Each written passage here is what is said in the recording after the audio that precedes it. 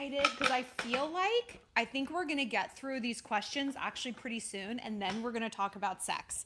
Okay, I even set my hairspray over here as like a fake, so that we can have a little demo of things if we need to. So get excited. So what we gonna do tonight? So I'm so excited that we hit our $10,000 mark for this charity. Like I cannot believe it. When I started it, I started on Thanksgiving, and I was like, okay, if we can raise $500, like I'm gonna be so delighted. And then I just kept like moving it up and up and up, and like I still will. Like the more money, the better. You know, like why clip it if people still want to donate? But if you're watching this right now, and you know it might be too late to donate to the GoFundMe and get like a question answered live, because it takes like a minute. It doesn't refresh like right away. It would be great if you could donate directly to Sherry on Venmo, because her food stamps have run out and they don't get them again for 5 more days. So, and she has like no benefits. She lost her benefits. So she really is relying like on donations. So if you want to Venmo her, this is her Venmo info. Can you guys read that? It's Sherry with an E dash Lewis on Venmo. Literally $5 helps. Like our GoFundMe that we did here, so many of the donations are $5, and that got us over the finish line. I mean, that is the bulk of the donation. So never, never, never think that, you know, a few dollars doesn't make a difference. It really, really does. It adds up. So please consider donating. Even just a little bit would be great. It's such a fantastic cause. But you know, I have to say, like, I don't even know where to begin. Like, somebody left just the most hateful comment on my Instagram about this woman. She's like, I know I'm gonna get death threats from this, but like, LOL, like, I don't understand why we have to pay for her mistakes. Why can't she just keep her legs closed? That is just... I wrote back, I said, if you don't want to donate, you don't have to. Be on your way. We don't want your ratty ass money. But don't make comments like this to somebody who is already suffering. Like, stop. And someone else was like, oh my God, Shallon, you attacked a teenage girl. I guess the person who left this comment was a teenager. It's like, oh, okay. Well, you're speaking to an adult about an adult like an adult. So guess what kind of response you're going to get? An adult response. It was just so... It was so hateful. And I'm like, why are you slagging someone who, first of all, you don't know from Adam, and like is clearly suffering. She's suffering. And you as a teenager, you've never had children. I've never had children, so I don't know what it's like to raise them. Like, it's just so unnecessary. And it's like, if you don't have anything nice to say, just don't say it at all. And also don't come for fucking me, who I'm literally trying to help this woman. I'm trying to help this woman. You know, so you're attacking 2 different people who have done nothing to you, who are only trying to like improve things. It made me so mad. And then they both blocked me. Like, oh no. People are such children. It's just, you guys are making good points. Like, wait, you can't hear me? You guys can hear me, right? Okay. Let me know. Okay. Please speak closer to the mic. This is where the mic always is. Can you guys really not hear? Hold on. Okay, is that better? Okay, you guys can hear me now? Okay. I don't know why it would be different because the mic's always there. Okay. Okay. Let's get into some questions, right? Because just to like give you guys a background on what we're doing, if you're new to this fundraiser, I came across Sherry Lewis. She's a homeless mom of 3 living outside Atlanta in Lithonia, Georgia. I just came across her like on Instagram, like some other blog had posted about her, and I don't know, you just feel like called to help people sometimes. And homelessness is really, really something that like hurts my heart. It just hurts my heart because it's not just like the hardship of like, where am I going to sleep? Where's my next meal going to come from? It's the concept that you don't exist to society.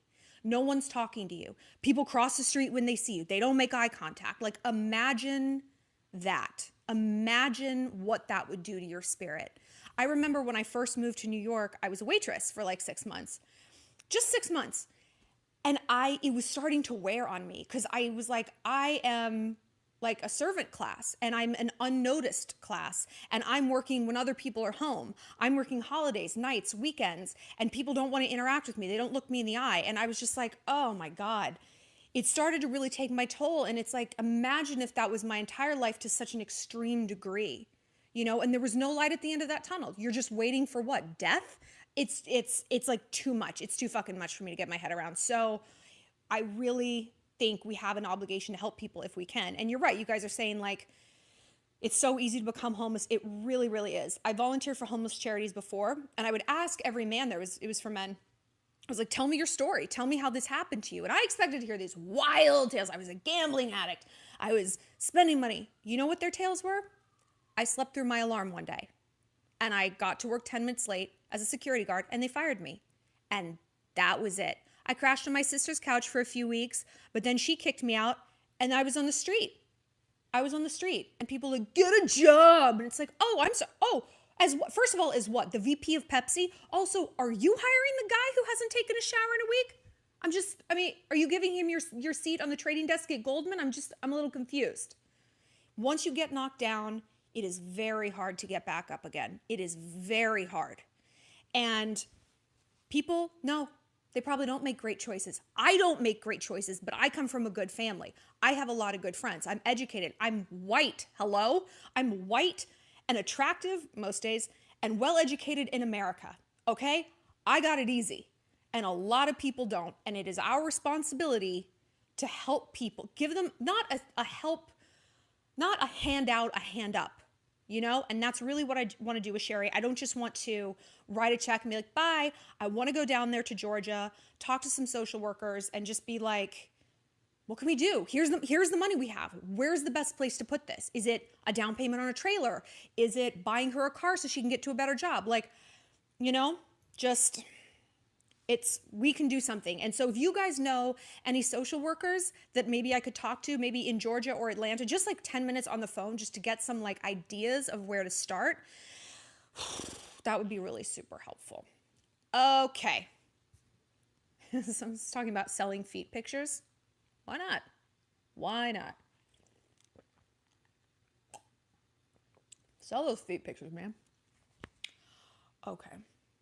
In the UK, ex-military dominates homelessness. That is so fucking twisted. I mean, not like we're doing better here in America. I mean, our homeless vets or our vets come home and mental health issues that aren't being addressed. It always makes me crazy when I see fundraisers for like military wives, like a toy drive. I'm like, why should these women be this poor? Their husbands are serving our country and we need to donate diapers to them?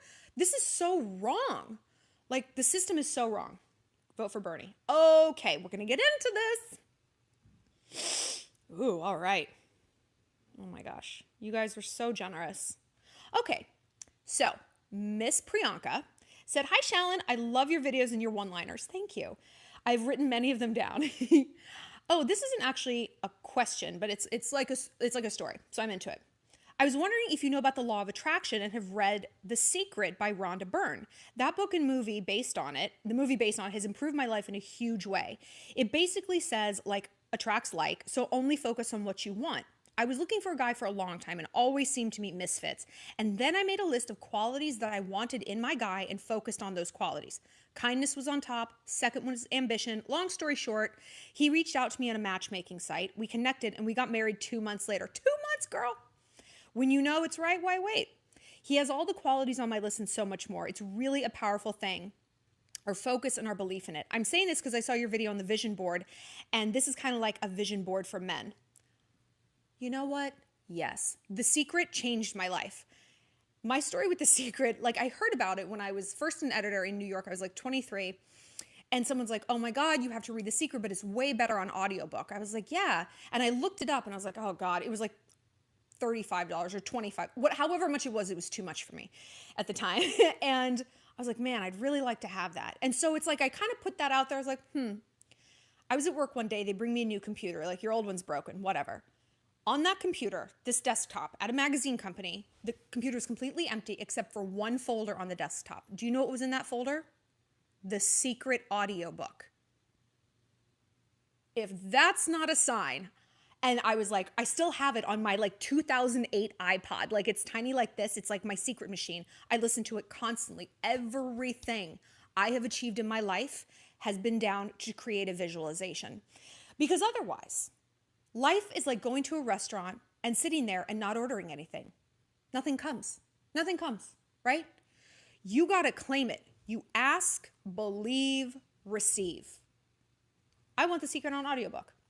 And here's the thing. When you ask, you put it out there. It's like burying a seed, planting a seed, not burying a seed. You plant seeds. You plant a seed, and then every single day you don't go out there and like dig it up and see if it's growing. You believe. That's where the belief comes in. I believe it's going to happen. I know, like I know, like I know, it's on its way, right? And then you receive it. When you go to a restaurant, you order a grilled cheese sandwich. You're not back in the kitchen like, are you guys making it? The bread? Do you have the bread? No, you're like, it's going to come. I'm impatient, but it's going to come. That's all right. It's chill. So I'm super, super into this. Super, super into this. What are you guys talking about? Okay. Are you guys fighting already? Okay. Okay. So this is a private donor. Starts with an M. Nearly to the 10,000 goal. Hopefully we will smash it. We did, baby girl. If you see this comment, do you have any tips for reigniting passion in the bedroom? I have been dating my boyfriend for 3 years and I still love him and find him attractive. He is younger. Good girl. In the last few months, though, I've been struggling to get in the mindset of being intimate, and I feel as if I've developed almost a block towards it. The more I worry about not having sex, the more I wind myself up and the less I can get in the mood. Do you have any tips on how to set the mood and get in the relaxed mental space to have fun and enjoy each other sexually? Absolutely. Oh, she says, P.S. Still curious to hear about the Fall Out Boy song story. No, it's a sad story. As all emo songs originate from very sad toxic stories. Okay, how to get the passion back in the bedroom. This is such a good question. And you know, whether you've been dating for 3 years or 10 years or whatever, I'm a big believer in having like a third thing that you can talk about to bring the sex back. I'm not talking about third person. I'm not talking about third person. I'm talking about like a TV show. My ex-boyfriend and I used to watch this show called Gigolos on Showtime. It was amazing. It was so funny. And it was about like gigolos, like man prostitutes. And they would have very real sex in absolutely the worst lighting I've ever seen.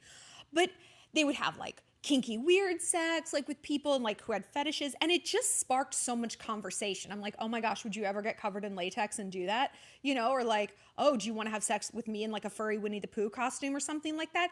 And it just, first of all, you're watching sex. So it's like you're watching porn, but in like not such an on the nose kind of way where it's just like, ugh, I feel gross about myself. Like it was very fun and happy and like, it was just fun and happy. And it sparked a lot of dialogue. And the secret to good sex really is communication, right? It is. The furry, I know, so gross. So sweaty. You ever worn one? I wore one in summer camp. It's disgusting. So that's a good thing. Also, try like your own sexy book club. Read some erotica. Like there's so many good sexy books out there. Even if they're kind of silly, that's okay. Because then you can talk about it and laugh about it. Like you can even read a chapter like out loud to each other. You can like pick parts and like sort of like talk it out. That's funny too. It's okay if it's like silly. It's okay to be a little bit silly because that's going to get those endorphins going. Laughing creates endorphins. Endorphins is the bonding hormone, right? Also, set time aside for sex. One of my married friends, she's like, having sex with my husband is like going to the gym. If you ask me if I want to do it, the answer is no. But once I am there and once I'm doing it, I'm like, oh, I like this. I should do this more often. I was like, that's true. And so a lot of people I know in long-term relationships, they schedule sex. Monday, Wednesday, Friday, Sunday, that's when we're doing it. And it gets them prepared. They can like get their body ready. Like they can eat what they need to before. I cannot have sex after a big meal. Like do not jostle me. I'm like a 2-liter bottle of soda just getting shaken up. I hate it. So you can look forward to it. You can maybe give something a theme. Just really think outside the box because I know once you get into that rut, it is hard to like get out of. Okay. Okay, so Mary said, what is the best way to handle a workaholic? I see him since we both work from home, so that's not the problem. It's just that he's always got his head in the laptop. Ugh. So if you guys both work from home, it's really important to set a start and a stop time. Otherwise, you will work 24 hours a day. I know that because I work from home and I work 24 hours a day. And it's hard, like when I'm single, it's like there's no one coming over to like stop me from this. Like I can just work and work and work and work and work. So like, you know, what am I doing here? So I think the misconception people who are workaholics have is that they're indispensably important, you know? So there's like an ego aspect. It's like, I can't not check my email. The world's gonna end. So give them a big bit of splash of cold water and be like, honey, even Barack Obama took vacations. Our current president works 48 minutes a week, okay? So you can also take a break. And I know that you are important to your coworkers, but you're also important to me. And I need that quality time. And if there's time during the day when like you want to be connecting with him, like after work hours, like 6 to 9 p.m., schedule shit in. Be like, no, we have movie tickets. No, that's when we go to our running club. No, that's when we cook dinner together. Like make an activity just to get him out of that habit, because then he'll see like, oh yeah, life is better when I'm not working 24 hours a day. But I dated someone who was like this, and it's like, we were even in therapy about it, and the therapist was like, he likes it though. He wants this schedule and this dynamic. This works for him. It doesn't work for you. I don't see why it would work for me, but it does work for him. So do what you can, and then if he doesn't modify, might be a data point you don't want to ignore. Okay, Hannah said, I won't be able to ask this during the live stream, so I'm crossing my fingers you'll be able to answer this. Oh, I got you, girl. How long do you think it takes to change attachment and relationship patterns for the better? So I'm currently in my mid-20s. I grew up in a home with alcoholism and codependency. For the past 4 years, I've done various therapies and 12-step program to help with my trauma, fears of abandonment, codependency. I see a lot of growth since I first started, but sometimes I get discouraged on how long the process takes to see lasting results, particularly when I find myself drawn to a similar kind of unavailability in relationships. Okay, this is a good question. It's like, how long until I'm thin? I've been working out. I've been eating right. When exactly will I start to look like Adriana Lima? Can you give me a date? I can't give you a date. What I can tell you though, the good news and the bad news is that it's already working, but you're gonna have to work on it forever. Like there's not gonna be this day when you wake up and it's like, like the spell is broken. I no longer have these issues.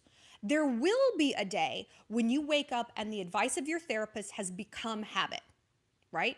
You habitually changed your tape loops. You recognize when you're getting pulled in the direction of those unavailable dudes, right? And you're like, no, that's my trauma brain talking. No thanks, Chad.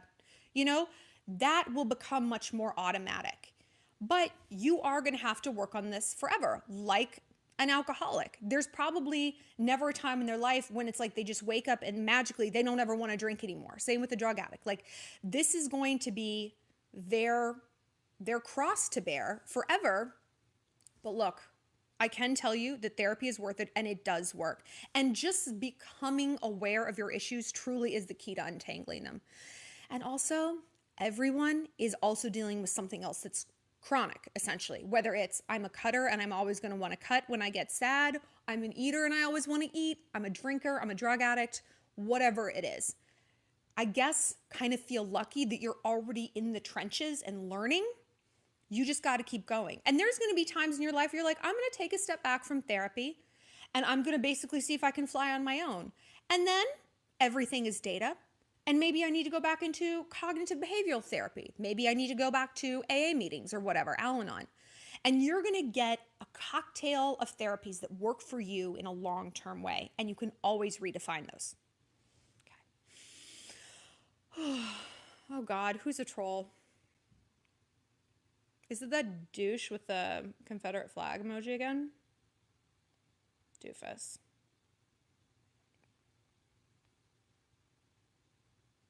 Okay.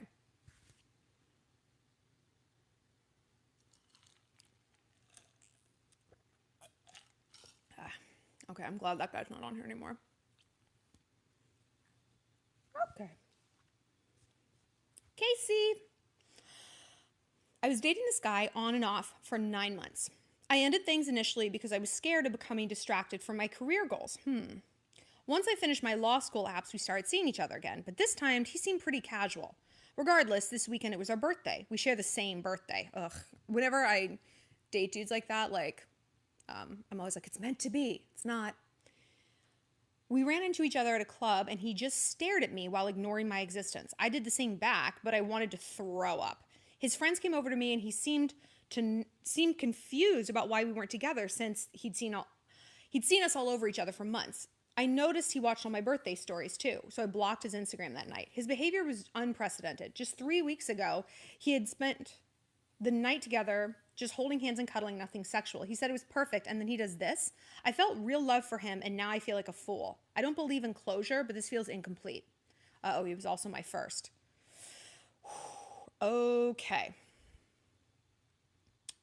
So, I kind of get where this dude is coming from. You have to look at it from his point of view. You were dating on and off, and then you dumped him, and now that your law school applications are over and you just bump into him, you're confused why he isn't all over you. Well, you dumped him. That's why. The last message, the last data point he has from you is that you're going to dump him out of nowhere because you have law school applications. Look, I get that. I do. And I'm glad you're putting your career first. But if something's important, we find a way. And if something's not, we find an excuse. So I don't believe that that's honestly why you dumped him. Maybe it was just moving too fast. Maybe you were just unsure about him. Maybe it was just kind of overwhelming. So I don't know. Maybe the law school thing is. But he is very wary of you. He's afraid of you. He doesn't want to get his heart broken again. So he's going to be kind of in and out. And then in turn, you're responding to his ambivalence by chasing him. And so now the dynamic's going to flip on its head. So be careful. And 3 weeks ago, you spent a night cuddling and holding hands, nothing sexual. Again, he doesn't know how to proceed. So if you want, you can have an honest conversation with him. Be like, look, I'm sorry about the way things ended. I regret that. And I wasn't sure how to handle my workload. And I kind of took that out on you. And I really regret that. And I miss you. And I just kind of want to see where you're at. And that's all you do. That's all you do. If his answer isn't hell yes, then you got to take it as a hell no and keep it moving.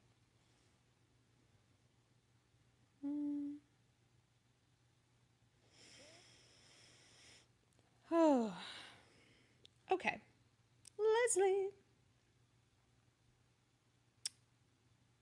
My question to you is about a guy I've been seeing for 7 months. He's very caring to me. He's tall with an amazing body. All right. Huge eggplant.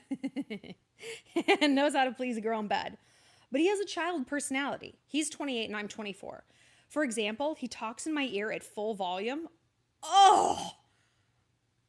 When he should be whispering. Oh my God. I'm like, if you said he hit you with a baseball bat, I would be as disgusted.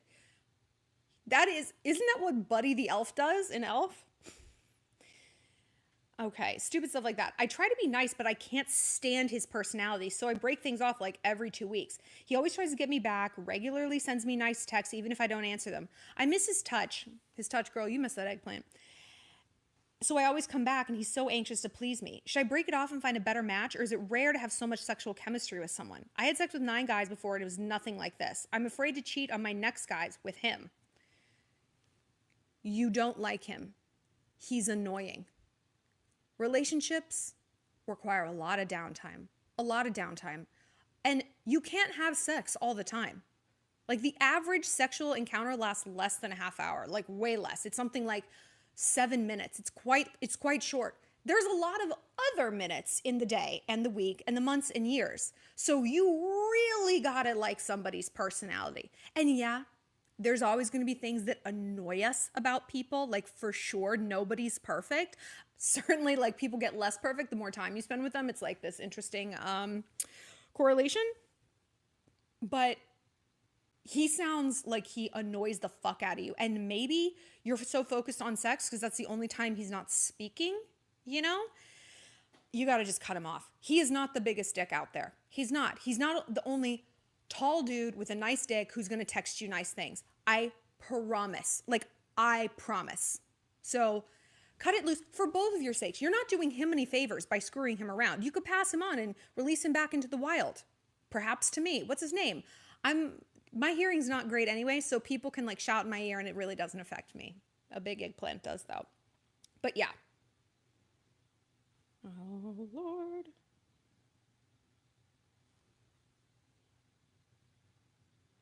You guys, we've gone through the questions. We did it. I will read one. It's not a question. This like brought tears to my eyes. So Connie donated $5. She said this, oh my God, I'm gonna get upset. This past week, I lost my grandmother and my grandfather on the same day. My grandpa was the ultimate pack builder, and he inspired me so much to give and give and give. And my grandma was the strongest lady I know. While my grandfather was trying to build a better life for them in Canada, she raised all my uncles all alone with no money for 9 years. This year, I don't have much to give, but I still want to give. I know it's not a lot, but I want to donate each year on the day of their passing. I'm hoping each year I will have more and more to give. This is in honor of Mr. and Mrs. Ma. Oh, God. Oh, don't do it. Don't do it, Shallon. None of this makeup is waterproof. It's going to streak. You're going to look like Death Becomes Her. That makes me, oh my gosh, just hurts my little heart. But what a wonderful example your grandparents passed on. And their life was an unqualified success if they raised a pack builder like you. All right. What is happening on these comments here, guys? Oh, brother. BJ tips. Okay. Do you guys want BJ tips? Hold on.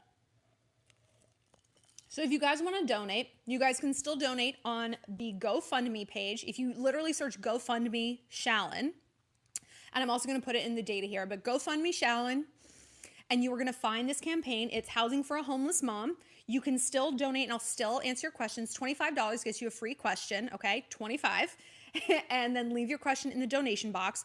Or if you want to give less and you want to give more directly, or if you want to give more and give more directly, you can Venmo Miss Sherry for her food stamps. Her food stamps have run out and they don't get new ones until the 15th. So that's quite a while to feed 4 mouths, her and her 3 kids, on no money. So you can Venmo her directly. It's Sherry with an E, Lewis with a W on Venmo. Even $5 is like amazing. It's like amazing. Okay, who is spamming? What is happening? Do I need to block somebody? I'm just so confused. Like, ugh. Okay.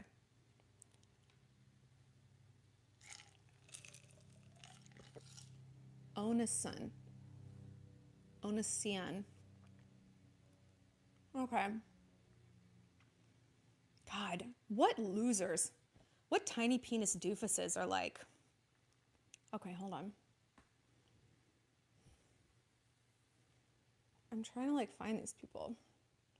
I'm not going to talk about Max on here. I talked about him recently, and it's just, I don't know. I don't know what to say. It's just sad. Thank you, Jennifer. You're going to Venmo now. Thank you. Okay, I'll do BJ tips in like 5 minutes. Okay, I'm trying to find this person. Like they have to have a comment. I don't know. The Venmo link is Sherry with an E -Lewis. And it'll be like, oh, what's the last 4 digits of her phone number? Because you've never Venmo'd her before. Just click send anyway. You know, I don't know her phone number. And so just click send anyway, but this is her. Like, she sent me this link directly. I didn't just like, you know, guess it. Okay. Oh, yes, this is my merch shirt. That's right. I forgot. You can go to my website. Also, if you have a question, want to talk one-on-one, and you can shop my merch. Enjoy 'em, destroy 'em. And my necklace says revenge. Okay. How to stay together when you and your boyfriend are going abroad. I actually have a video on this. If you search like away to college or going abroad, I have like 2 or 3 videos on this. Actually, what's my favorite song right now? Probably Goodbyes by Post Malone. Anything Posty. But like when I hear it and that Young Thug verse, it's just like, I just sing it. I just therapy dancer and I sing it. Okay. You guys want some blowjob tips? Okay. We've got, this is the Bodyguard Protective Texture Spray. I use it on my hair, like before I flat iron it. So you guys have been asking also for like a hair video, and I'm gonna do one. I'm trying to talk to this company actually to do a partnership video because this is the products that I use. I'm like, yo, you guys like made my hair great. Let's do a video. But basically, it's all about heat protection. And I got this memo way too late in my life. Way too late in my life. And I remember I had my stylist, who's Hailey Baldwin's stylist, be like, you not putting heat protective spray before you heat style is like going out in the sun without sunblock. And I was like, because I'm a sunblock obsessive. And I was like, I've never thought about that. He's like, well, it's worse actually. And true, like my hair, since I started using protective spray, has gotten and stayed so thick. I used to think that dyeing my hair was what made it so angry. No, it's heat styling. So I really try not to heat style it too much. But since I'm doing so many videos this month, like I'm doing one a day for all of December, Vlogmas, I'm like trying to, do my hair every day. So you guys might get some crappy, some crappy hair. So this brand is SGX NYC. It's from the drugstore. Like you can get it from the drugstore. Salon Graphics, Grafix, and it's called the Bodyguard Protective Spray. Like I was an editor for so long, I would get so many products and some are really expensive and some are really cheap. And I literally just use what I like. And then I'd like Google it and be like, oh wait, this is like Chanel, that's crazy. Or well, I would know it was Chanel, but like, or I would think something's really nice and like, oh, this is from Rite Aid. Wild. Okay. I don't know why I'm shaking this up. That's not going to involve, we're not going to be like, ah. So one more time, if you want to donate to Miss Sherry, it's Venmo Sherry with an E dash Lewis with a W. You can Venmo her literally even $5, $2, $1 adds up, makes a huge difference. $3 is a meal. $5 is a fast food meal. And obviously we don't want people eating fast food, but that's what we're going to do with this money. We're going to break this generational poverty. We're going to get her the ability to have healthier things. Okay, so blowjobs. There is this misconception that in order for a blowjob to be good, it has to be the most labor-intensive thing of your entire life. I labored under this delusion for years. And yes, I gave excellent blowjobs, but you know what? I was also exhausted. I had a lot of tension in my back and neck, even the back of my thighs, bending over. I'm bisexual. I've hooked up with girls and guys, and like, one is a lot harder. There's a reason job is in the title. So look, I've become a lazy blower. And the way we do this is two things: wetness and eye contact. Wetness and eye contact. Because what does a guy want out of a sexual experience? What does a guy want? He wants something he can record in his mind and play back later when he's alone. Alone. You know what I mean? You know what I mean? So you got to give him kind of a show. A little bit of razzle dazzle. It's kind of like showmanship over actual quality, If no questions are being answered through Venmo because I don't know how you would be able to leave a question there. So if you want to donate less than $25, you can donate directly to Miss Sherry. So that's great. Hold on. Okay. Wetness and eye contact. Wetness and eye contact.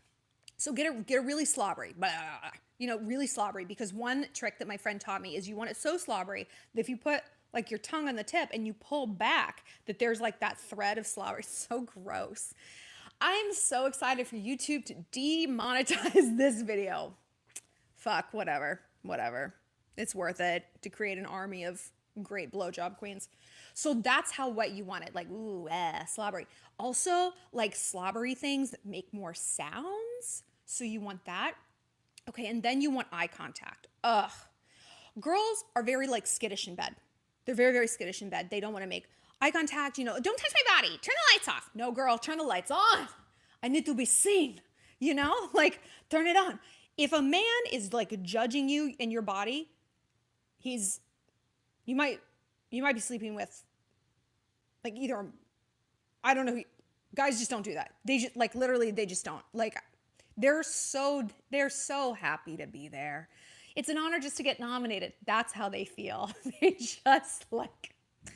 They're so happy. So eye contact is everything. It conveys confidence, it conveys power, it conveys dominance, but also like submission, like ooh. So don't be afraid to be doing your thing, because when you're making eye contact, that means you can pull away, and that means you're doing less work. So Kim K, when she did her sex tape, it's not anchored to anything as a penis usually is. So it's like this, but it's like up and down. So it's like an Indian burn, right? That goes up and down. I'm sure there's a more PC term for Indian burn, but I don't know it. No one gives me Indian burns lately, so we're going with it. So you're gonna do that and you want to do that for the majority, and just keep your mouth around here. You don't need to go on the way down, because you know what's annoying? You know what's annoying? Me and every other sorority sister I know spent so long learning how to deep throat, and then lo and behold, guys want to hear you gag. Are you kidding me? Are you kidding me? It's like being a master chef and they're like, actually, I would love if you made me easy mac. Oh, really? I'm just going to throw away this beautiful Chateaubriand then. It's annoying. But that's what they like, because it's a dominance thing. Like, it's so big. Oh, Chad, is it? I don't know. I don't know what it is, but okay. So if you can't deep throat and you gag, they like that. They like it. So don't make yourself crazy. Do what is easy. And above all, only do it until you're sick of it. Only do it until you're sick of it. Remember, this is an appetizer. If you're not a virgin, if you're a virgin, then the appetizer is the main course, and it sucks because appetizers, you got to make a lot more of them. But if you know you're going to have sex with them, this is the amuse-bouche, just a little palate tickler. Also, don't be afraid to focus on what's going on down here. Some nice gentle tugging, like grab it real firm, and not real firm, but just like about as firm as you'd hold someone's hand. You're not like, ah, and you're also not like the dead fish handhold, right? It's just like, okay, just a handhold. And then kind of get your nails under there just a little bit. So there's just a little different sensation. Sex is like cooking, to go back to this analogy. It's all about different flavors and different sensations, right? You don't want to eat a meal that is just mashed potatoes. No different flavors, no spices, no seasonings, just a bowl of sameness, same texture, same color. Same with sex. You want a little pleasure, a little pain, a little soft, a little hard, a little this, a little of that. Mix it up. And also just like get a read on what he likes. You can ask, be like, do you like that? Yeah, you like that? Or like, tell me what to do. Tell me what you like. Like you can get feedback in a sexy way. Not like, hey, would you mind filling out this survey quickly? I would like to know how you feel about your balls. Doesn't have to be like that. You can make it sexy. So, oh yeah, no waterproof eye makeup. No, they like it. Like, let it run. Let it run. Let me see. Okay. Oh, ear jobs. Oh yeah. Wait, I have a video on ear jobs. In my kissing tutorials, like from Howcast, I totally did one on ear jobs. So, you know what though? Guys are different. Every guy is different. So I kind of don't want to tell you, because you should ask your guy. Some guys, they want the tongue just jammed in there and like this sort of overwhelming thing. And other dudes, they just want you to like circle the airport. You don't need to come in for landing. Just circle around and then go. But any way you do it, you want to start at the mouth, kiss, the neck, and like this part of the neck. Not like this. This is not a super sensitive area, like this part, like the underbelly of the neck, and go up. Even if you just press with your finger like that, you can feel the nerve. You're like, whoa, it gives you a little like chill up your spine. Do that with your tongue. Also, it's helpful to like kind of grab him by the hair and like pull him open, because they're gonna be like, no, you belong to me. Grab him by the throat if you need to. Ugh, look what I've done in my hair. My necklace says revenge, and I got it on Etsy a very long time ago. Why wear my name when I can wear something that represents me so much better? No, there's no moderators. Why do you guys need a moderator? I don't know. So some of you guys have asked questions on... So just a reminder, it's a $25 donation that gets a free question. Or not free because it's $25. on GoFundMe. So if you donated less than that, I am not going to be able to get through them. I'm sorry.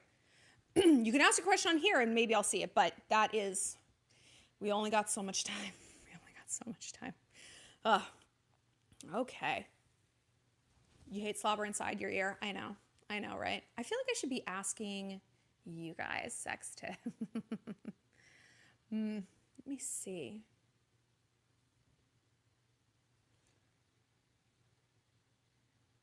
Yeah, I do need a moderator for these in the future. I know. I look like Hailey Bieber. Oh my God, don't tell me I look like Hailey Bieber. I'm obsessed with her. I'm obsessed with her. Don't tell me that. Hold on. Wait, I donated $50 last time. You didn't answer my question. What's your question? Can you put it right here? BFF2LI? Put it here and I'll do it. What was it? Did I answer it on there? Because I went through all of them yesterday. Oh, people say curl your lips over your teeth. Okay. Oh, for blowjobs? You know what, man? No. I used to do that and I would puncture my lips. It looks like this. You know what? No. It's uncomfortable. It's unattractive. I end up eating my own lip gloss, which I don't enjoy. If you have lip injections, it's very uncomfortable. Like, no. You can use your tongue. That's why I like the Kim K method. A lot of hands and just the tonguey swirly there. You don't have to use your mouth as though it is a vagina. Like the vag is just sitting and chilling and she doesn't have any teeth anyway, right?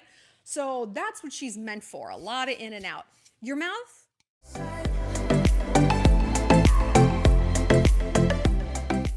me what it means. My God, I'm so annoyed. I'm so sorry, you guys. Oh, you thought I got flagged? No. Oh, what's the most expensive thing in my closet? Probably my ring, my wedding ring. It's so beautiful and I miss wearing it. And I keep trying to think of a way I can wear it without it not being weird. And I just can't figure out a way. I'm like, maybe I can make it a pinky ring. What am I, like a mafioso? Like, it's very weird. Melt the ring into a necklace. I don't think I could. I can't like change it. It's so perfect. Ugh. Maybe I should just like wear it? Can I just like wear it? Like, is that weird if I just like started wearing it in my videos and around the house? Who doesn't want to take advice from someone who is no longer married but is wearing their ring? It's like those women who have like the real babies because they don't have children of their own. They're like, oh, this is Caitlyn. You're like, that's a doll. You got it from a catalog. It's very strange. I'm so glad you guys like my decorations. It took me forever.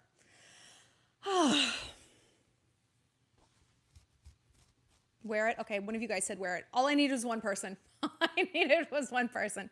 I'm so annoyed we lost so many people talking about the blowjobs, but we did log it, so it's going to be on the other live stream. YouTube crashed. They said it crashed. I hope it didn't delete that live stream. I'm going to be so annoyed.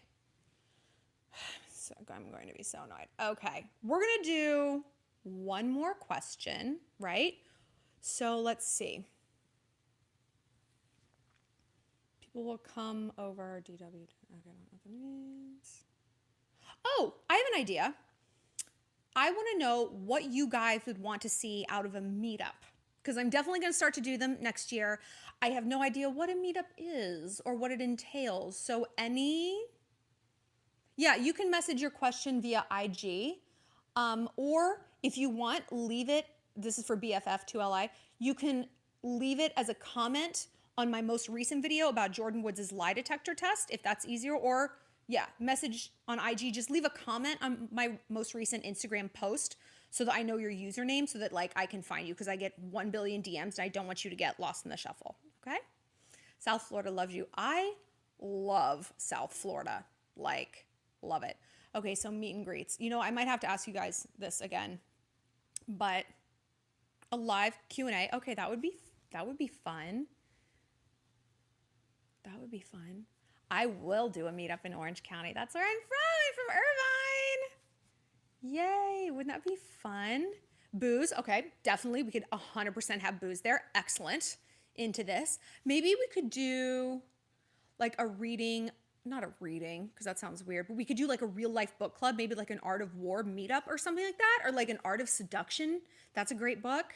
Yeah, maybe I'll base meetups around whatever shell literature book we're reading. Ooh, a raffle. That would be fun. That would be really fun. Oh, a bar crawl. Oh, okay. Read Three Women. Oh, I'm so glad you liked it. I'm getting back to reading it tonight. I've just been so busy. Blech. Okay, I think one person submitted a question 10 minutes ago. It might not show up, but if it did, we're gonna make that our last question. Sometimes this thing takes a while to like update. It's annoying. Oh, and yes it is. Nope, please stop that.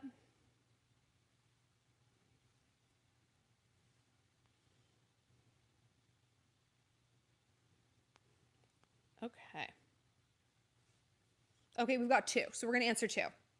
They're good ones. Okay, so Samantha says, I'm sorry, I shouldn't have said your name.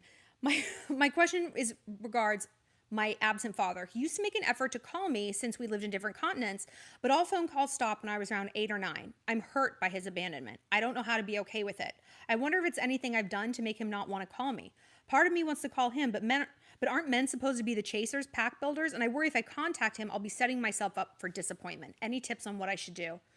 Oof, girl, I am so sorry. I am so sorry. There is absolutely nothing you did that precipitated the situation. Nothing. Literally nothing. I promise you. I promise you. I promise you.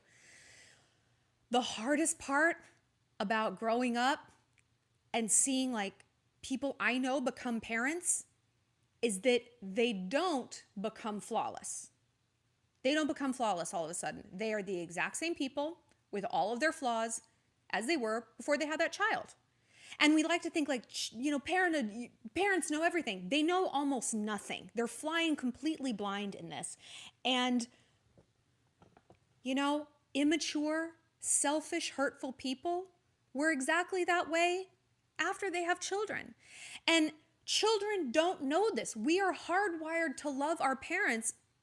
And it's like, what have I done that you're rejecting me? But it is nothing. It's nothing. Look at the animal kingdom, because animal parents reject their babies too. It happens a lot.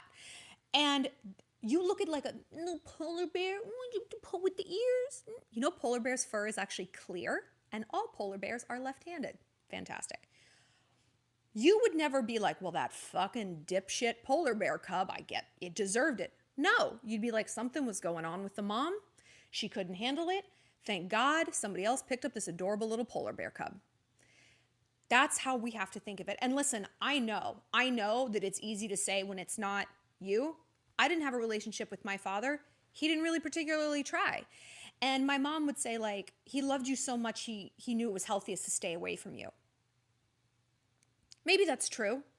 That's not my definition of love though, at all. So it's hard for me to get my head around this. I'm like still in therapy about this. You know, it's a life struggle to undo the complexes that you get from family, but it's worth it to really try to undo that. So I do encourage you to get in some therapy and talk through this so that you're not blaming yourself, because really to hear it from an outside perspective, sometimes it's helpful to be like, this is not you. This is not you. And if you want to try to reach out and forge a relationship, do it. Do it. I mean, don't look at this, he should be chasing you. He should. He absolutely should. But we can either be right or we could be happy. And you have to decide which is it going to be. Like, what's going to make you happy? Is steering clear of someone who hasn't put in effort going to make you happy? Is contacting him going to make you feel like you're out on an emotional risky limb? Now that you're older, maybe you guys can connect as adults. Maybe he doesn't know how to contact you. But you might never know until you try. And whatever you do, make sure you're doing it to make yourself feel as good as possible. Not what you think he expects or what he deserves or what you owe him. No. Make sure you're looking out for yourself at all times. And if it feels bad and wrong, you walk away. But maybe you'll feel better knowing that you did everything you can do. And really the problem is on his side of the table. But it's hard, man. Okay. You guys are so sweet. You guys donated so much. Like just through this live stream. It's amazing. Okay. Ooh. Okay. I donated because I love your YouTube channel. A question I want to ask is how to stop liking a narcissist. How to stop liking a narcissist. Well, as someone who is sort of a narcissist myself, I'm like on the spectrum, as I say, I'm like a baby narcissist. How do people get over me? Make a list of what they give you and what they don't. Because what they probably give you is like hollow flattery. And I'm not like this, like I'm baby. But like they might give you things that provoke a response in you so that you lavish them with attention. You know, like they're going to do nice things so that they get the accolades for it. A lot of covert narcissists are priests, therapists, things in that sort of realm where people are like, oh my God, thank you. Thank you. And they're like, you know, they're not all like actors and actresses and like professional tap dancers. Like they come in a lot of different forms. So ask yourself, it's like, well, what do they give back to me? Because they're probably not a priest and they're probably not a therapist. So write down the reality of your relationship. Reality is the antidote to sadness. Most times it is, because we get caught up in the fantasy of someone, the possibility of what the relationship could have been, or so often what it started out as. But some people only have a few good dates in them, especially a narcissist. They get bored, the attention wanes, they're on to something else. They need a new fix, right? Like a drug addict. They need a new ego fix, a new mountain to climb, a new challenge. So maybe he only had 3 good dates, 3 good months, 3 good rolls in the hay. You, on the other hand, have so much more than that to give. So really look at the reality of who this person was, and then you can move on, you know? Okay, guys, have I ever written a book? Yes, I've written 2 books. My first book was called Hot Mess. It's a teen fiction novel. My second was called X's and O's, like EXESOHS. And it was a collection of memoirs and like humor essays, and they were both published by Random House. No big deal. And I'm hoping next year I write my 3rd book. I'm going to do a book called Girl on Top, same name as my podcast, and talk about like kind of make it a dating guide for you guys. And I'm going to get a ton of input from y'all before I start it. I think I'm going to do it digital. I'm going to do like on Amazon and maybe also like actual copies, but we'll talk more about that. Shallon, who's the rudest celebrity I've met? Kelly Osbourne, 100%. Julianne Hough was a very close second.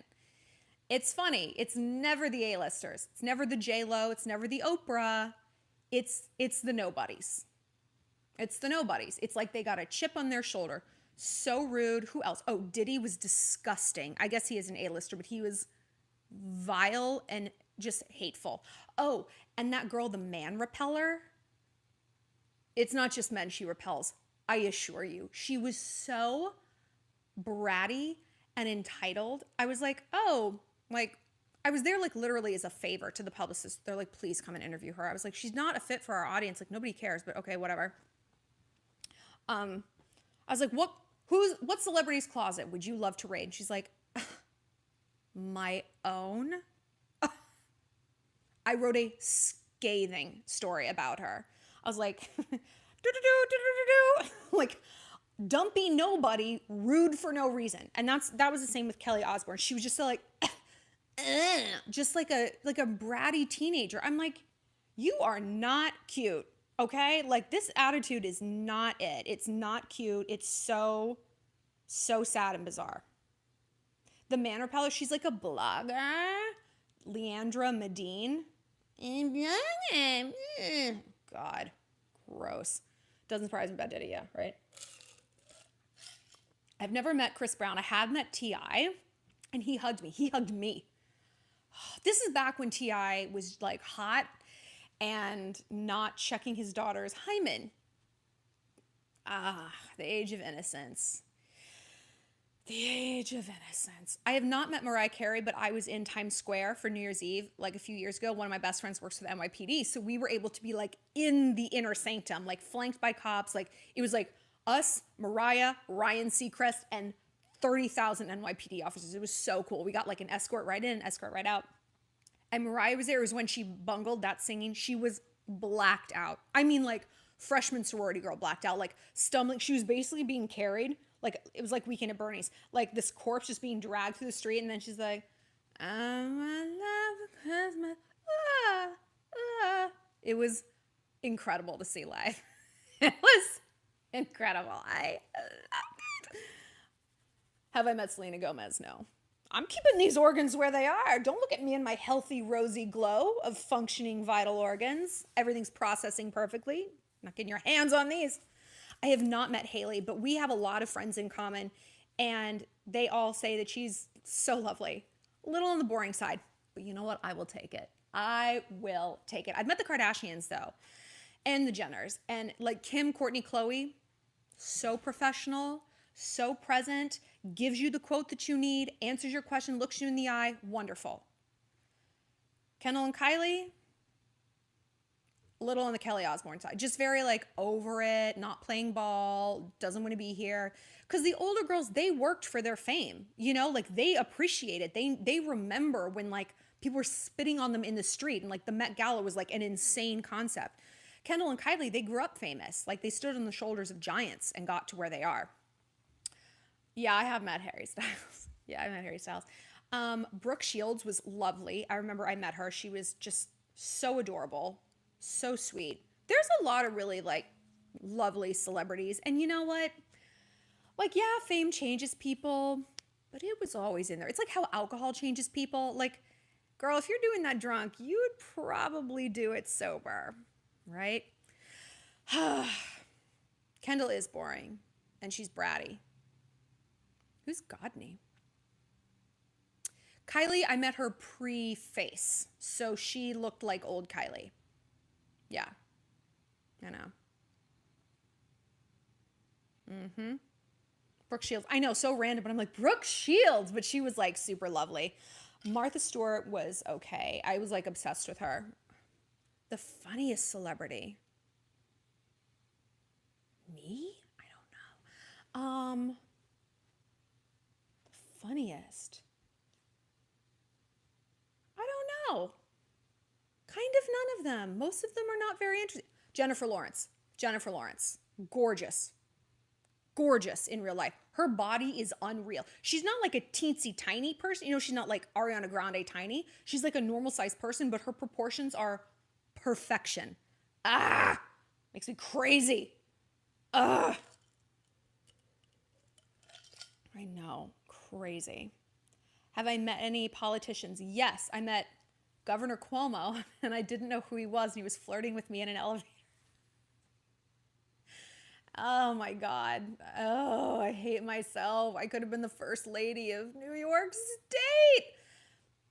I was like, who are you? And he's like, you new to New York? I was like, no, I'm not.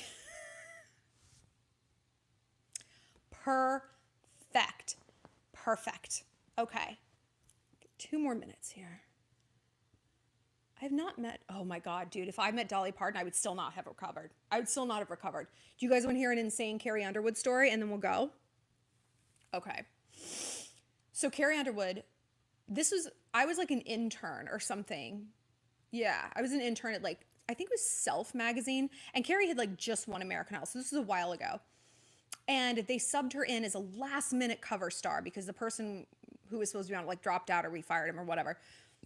And she, like when you're on the cover of a magazine, you basically spend a week at the magazine. You're doing fittings, you're doing photo shoots, some reshoots, you're doing the interview. Like you get to know people, and staffs are like pretty small. You know, there's like, I don't know, 30 people who work in a magazine, and the people she was liaising with like work with celebrities all day. And remember, at this time, Carrie was like nobody. She had just won American Idol. Like, so at the end of every like cover shoot, you know, at the end of the month, we have a party for the cover star.